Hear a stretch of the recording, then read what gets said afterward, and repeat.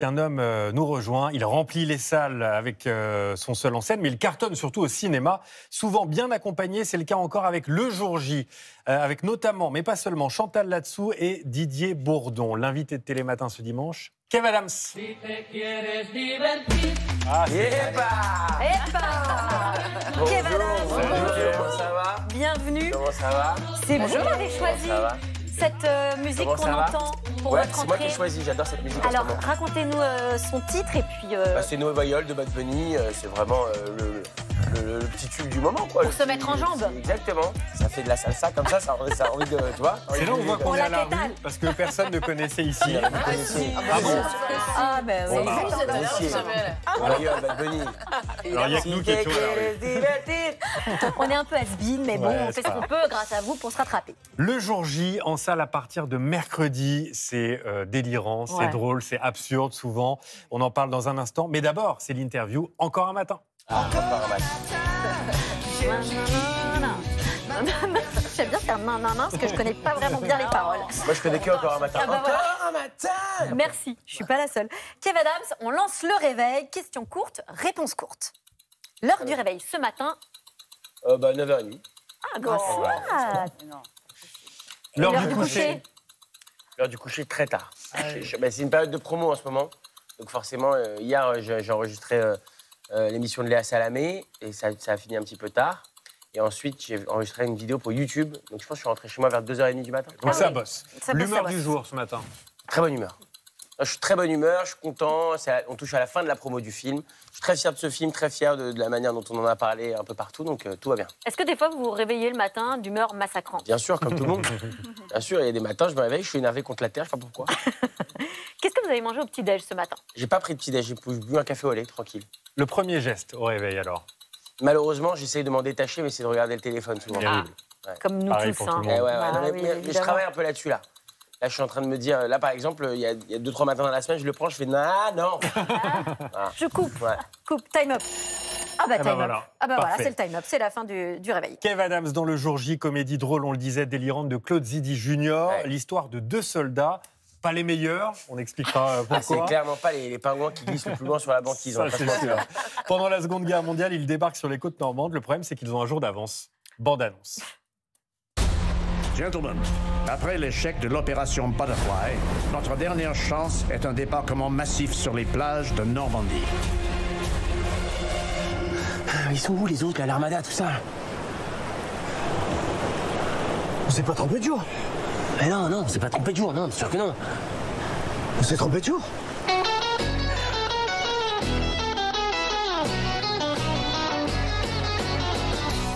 C'est le débarquement! Ils sont où tous vos copains, les 150 000 hommes, les 5 000 bateaux? Vous devez être les éclaireurs, les forces spéciales. Oh non, alors là, pas de... Oui, exactement, tout à fait. Nous sommes les forces spéciales. Special Force! Je veux ces deux esprits. Mais d'ailleurs, Monte la gueule. Oh, il est moche. Horrible. J'espère qu'il a pas fait des gosses, celui-là. S'il a fait des gosses, nous les tirons. Nous pourrions nous infiltrer, aller au QG, prendre le poste radio et prévenir Londres. Quelle maufiette. Réveillez-vous, Hans.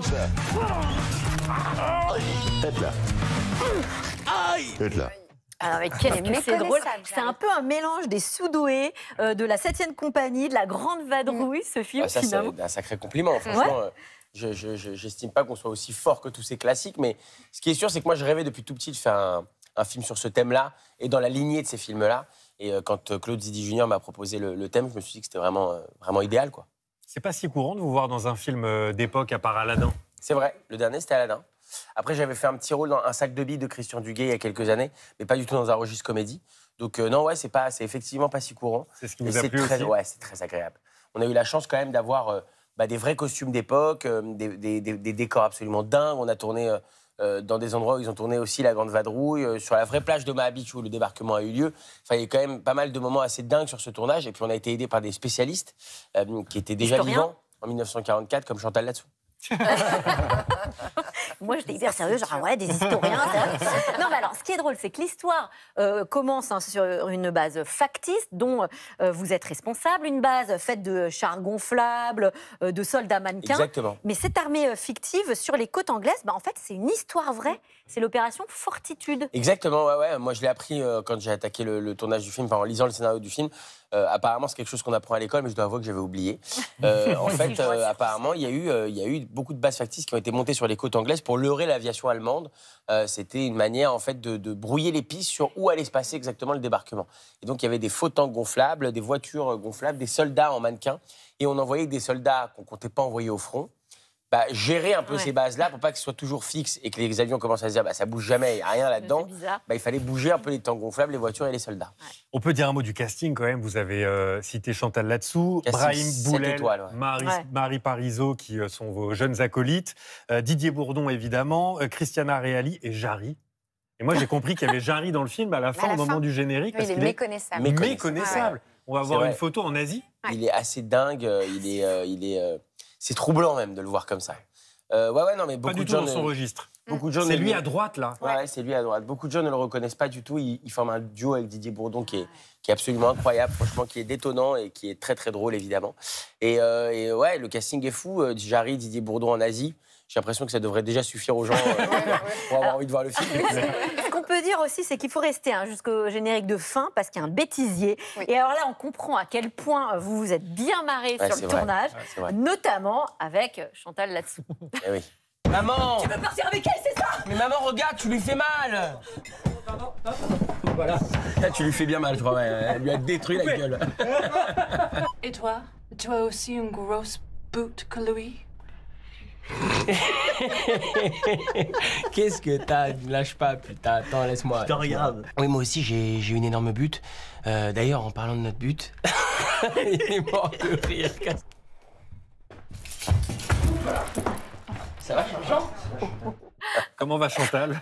Elle va bien, elle est solide comme la pierre, elle est extraordinaire. Mais elle chute souvent. Hein. C'est vrai? Ouais, et franchement, elle m'impressionne parce qu'elle se fait très rarement mal. Et je touche du bois, je lui souhaite que tout reste comme ça, parce qu'elle chute énormément, quoi.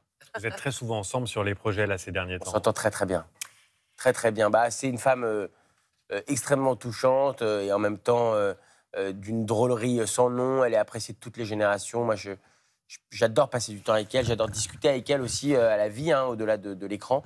Et c'est vrai qu'artistiquement, on s'entend très bien. Elle aime bien l'univers que je propose, j'aime bien le sien aussi. Et voilà, je crois que ça fait aussi du bien. Hier, on me posait la question, on disait, mais pourquoi vous pensez que les gens apprécient de vous voir ensemble? Je pense que ça fait du bien aussi de voir cette relation un peu transgénérationnelle à une époque où tout est un peu segmenté. Les jeunes ont leurs médias, les plus anciens ont leurs médias, et là, on peut se réunir. leurs films. Ouais, d'un coup, il y a une espèce de réunion de génération entre Chantal et moi, et je pense que ça parle à beaucoup de gens. Ouais. Vous êtes allé fouiner du côté des téléspectateurs pour savoir si vous avez des questions à poser à Kev Adams. Et le moins qu'on puisse dire, c'est que vous les avez beaucoup inspirés, Kev. Ils ont plein de choses à dire, ils ont des questions à vous poser, mais des mots doux aussi à vous transmettre. Alors d'abord, on commence avec Doris qui vous dit merci pour vos mots et votre attention toute particulière au personnel soignant. En fait, on a eu beaucoup de réactions à ce sujet. Dans le cadre de la promo de maison de retraite 1 et 2, vous avez souvent rendu hommage aux soignants, au personnel de ces établissements, tout en faisant une comédie. Finalement, vous avez ému les gens. On sent que vous avez mis un coup de projecteur sur cette population et on sent dans les interviews que c'est important pour vous, ce sujet. Ah oui, ça l'est, ça l'est. Malheureusement, j'aurais aimé que Maison de retraite et Maison de retraite 2 changent des choses. Les comédies sont souvent là aussi pour pointer du doigt parfois certains problèmes sociétaux, mais pas pour les régler, malheureusement. Et malheureusement, le problème des soignants en France, on est quasiment au même stade qu'il y a 2 ans quand Maison de retraite 2 est sortie. C'est-à-dire que... et pourtant, j'ai rien dit. Ce qui est dingue, c'est de voir à quel point ça a touché les gens, alors que... déjà, j'ai rien fait, j'ai juste dit une évidence absolue. Hein. Oui. C'est-à-dire, il y a beaucoup de soignants qui font extrêmement bien le boulot. On parle jamais de ces gens-là. C'est quand même des métiers passion. C'est-à-dire que, en général, quand tu as envie d'être richissime dans la vie, tu fais pas être soignant. C'est sûr. Et ces gens-là, moi, j'ai eu la chance d'en rencontrer beaucoup pour préparer le film Maison de retraite. Et j'étais bouleversé à chaque fois que je rencontrais ces gens-là. Je me disais, mais c'est fou. Enfin, je serais tellement incapable d'autant de dons de soi. C'est des gens qui dédient leur vie à aider les autres. Donc, oui, moi, je suis toujours très, très impressionné par eux. Vous parliez du mélange de générations. En plus, évidemment, ça marche évidemment, très bien, bien sûr. Mais la relation que moi j'ai avec Chantal un peu à la télé toute la journée, c'est-à-dire le plaisir qu'on prend, que ce soit sur les plateaux de cinéma, sur YouTube ou même dans la vie, à se marrer dans les vannes et à faire les cons. c'est la relation que beaucoup d'aides-soignants ont avec les personnes qu'ils accompagnent chaque jour. Et c'est bouleversant, franchement. C'est aussi pour ça, je pense que les gens aiment bien cette relation avec Chantal, c'est qu'ils se reconnaissent, j'imagine, là-dedans. Alors, Une autre question, Julia. Vous parliez de Chantal, justement. Beaucoup de messages à propos, on vous demande son 06, notamment. On me l'a pas mal demandé sur Je le Instagram. mettrai sur mes réseaux. Et en parlant des partenaires, est-ce qu'il y a quelqu'un avec qui vous rêvez de tourner, de jouer, Oui, il y que en vous a n'avez plein. pas déjà rencontré? Il y en a plein, il y en a plein. Déjà, j'ai eu la chance de tourner avec plein de gens que j'admirais et que j'admire encore aujourd'hui. J'ai eu la chance de faire un spectacle avec Gad Elmaleh quand même, ce qui est quand même, c'était le rêve absolu de gosse. Et puis Jamel, Franck Dubos, c'est des gens. Je rêvais vraiment de faire des films avec eux. Je suis heureux de l'avoir fait. Aujourd'hui, je dirais Jean Dujardin pour les Français. Ouais. Parce que c'est quand même, c'est John from the Garden, quoi. C'est notre représentant absolu. Il a un truc, il a une classe, il est rare au cinéma. Donc, et puis je dirais évidemment Leonardo DiCaprio pour les États-Unis, qui je pense est le plus grand acteur des temps modernes. Et on a de la chance de vivre au moment où il continue de sortir des films. Je pense qu'on regardera encore ces films dans plusieurs centaines d'années. On va lancer un petit appel à Léo.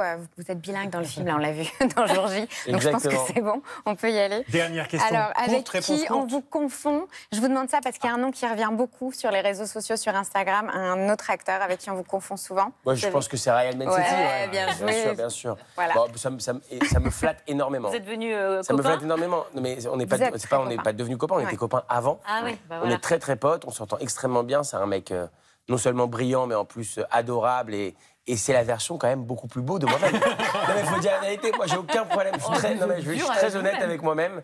Et à un moment donné, il est quand même, tu vois, c'est plus beau. Et moi, quand on me dit tu ressembles à Ryan, je dis mais évidemment. Merci.